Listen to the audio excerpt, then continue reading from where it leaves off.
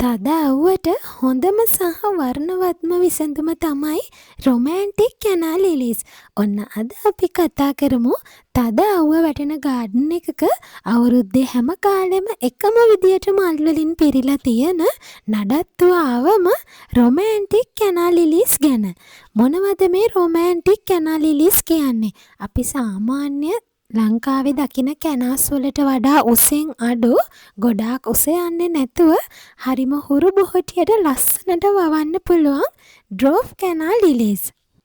සාමාන්‍යයෙන් මම ඕනම මල් වර්ගයක් එකතු කරනකොට ඒකේ තියෙන හැම කලර් එකක්ම කලර්ස් ගොඩකින් එකතු කරන්න පෙළඹෙන කෙනෙක්. ඉතින් ඒ වගේම තමයි මේ රොමෑන්ටික් කැනා ලිලිස්ුත්. රොමෑන්ටික් කැනා ලිලිස් මේ වෙනකොට අපේ කලෙක්ෂන් එක පාට 20කින් සමන්විතයි. දැන් අපි කතා කරමු කොයි වගේ තැන්වලටද මේ කැනා ලිලිස් සුදුසු වෙන්නේ කියලා. ඔයාගේ ගාඩන් එකේ තද අවුව තියෙන ෆ්ලවර් බෙඩ්ස් වලට, එහෙම නැත්නම් තද අවුව තියෙන පොට්ස් වලට තමයි මේ කැනා ලිලිස් සුදුසුම වෙන්නේ. එකම අවශ්‍යතාවය තමයි සහ ප්‍රධානම සාධකය තමයි කැනා ලිලිස් හොඳට වැඩෙන්න තද සූර්යාලෝකයක් තිබීම. ඉතින් ඔයාලට මේ වීඩියෝ එක අන්තිම වෙනකන්ම බැලුවොත් අද පිපිලා තියෙන කැනා ලිලිස් පාට කීපයක්ම බලන්න පුළුවන්. ඊළඟට අපි කතා කරමු කැනා ලිලිස් වලට කොහොමද පස් මාධ්‍ය හදාගන්නේ කියලා. කැනා ලිලිස් වලට විතරක් නෙවෙයි මම කියන්නේ හැම පැලයකටම ඔයාලා පස් මාධ්‍ය හදනකොට ගොඩාක් ලිහිල් විදියට හදාගන්න ඕනේ.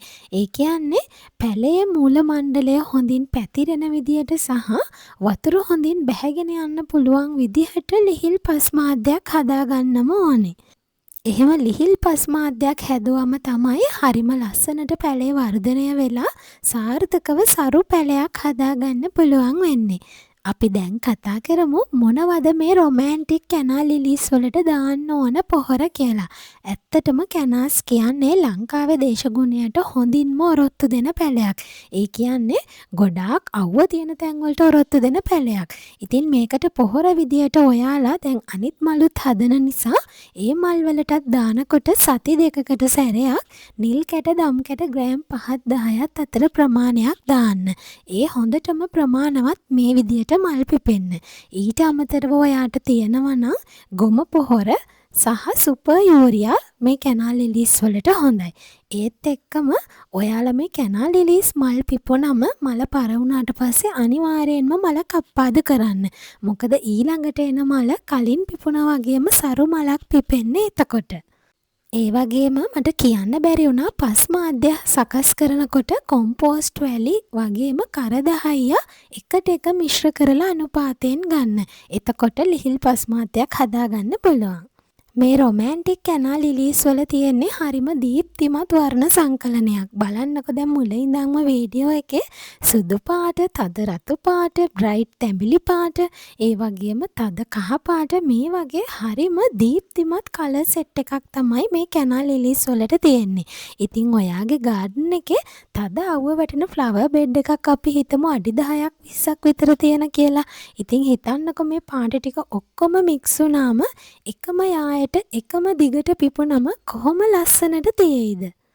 කැනා ලිලිස් හැදෙන්නේ පඳුරක් වගේ. ඒ කියන්නේ මේක ඇතුලේ තියෙන්නේ බල්බ් එකක්, අලයක්. මේ අලෙන් අපිට නැවත නැවත පැල හදාගන්න පුළුවන්. සාමාන්‍යයෙන් අවුරුද්දකට දෙපාරක් විතර කැනා ලිලිස් සම්පූර්ණයෙන්ම කප්පාදු කරන්න ඕනේ පොළවට පේන කොටස වෙනකන්ම. එතකොට ඒ අලෙන් ආපහු නැවතත් අලුත් පැල හැදෙනවා.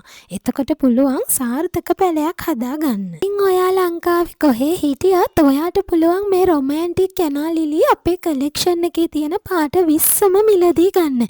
ඔයාට කරන්න තියෙන්නේ 071 197 99 හෝ 070 419 89 කියන දුරකථන අංක දෙකෙන් එකකට ඔයාගේ නම, ලිපිනය සහ දුරකථන අංක දෙකක් සමග ඔයාට අවශ්‍ය පැල ගාන කියලා අපිට පැහැදිලිව WhatsApp මැසේජ් එකක් දාන එක. ඔයා ඕඩර් එක කන්ෆර්ම් කළාට පස්සේ අපි මෙහෙන් ඩෙලිවර් කම්පැනි එකට බාර දුන්නම 24 hours යනකොට ඔයාගේ ඩෝර් ස්ටෙප් එකටම මේ පැල ඔයාට ලබා ගන්න පුළුවන්. මේ රොමෑන්ටික් කැනා ලිලීස් වල අපි ඔයාලට සෙල් කරන්නේ අඩිය 1.5 වගේ මල් ආසන්න හොඳින් වැඩුණු පැළ. සාමාන්‍යයෙන් මේ රොමෑන්ටික් කැනා ලිලීස් අඩි 1.5 2 දක්වා උස යනවා. සමහර කලර්ස් තියෙනවා ඊට වඩා චුට්ටක් උස යන. ඉතින් සීමිත පැළ ප්‍රමාණයක් තියෙන නිසා ඉක්මනින්ම ඔයාගේ ඕඩර් එක අර මං කලින් කියපු විදියට අපිට WhatsApp කරන්න.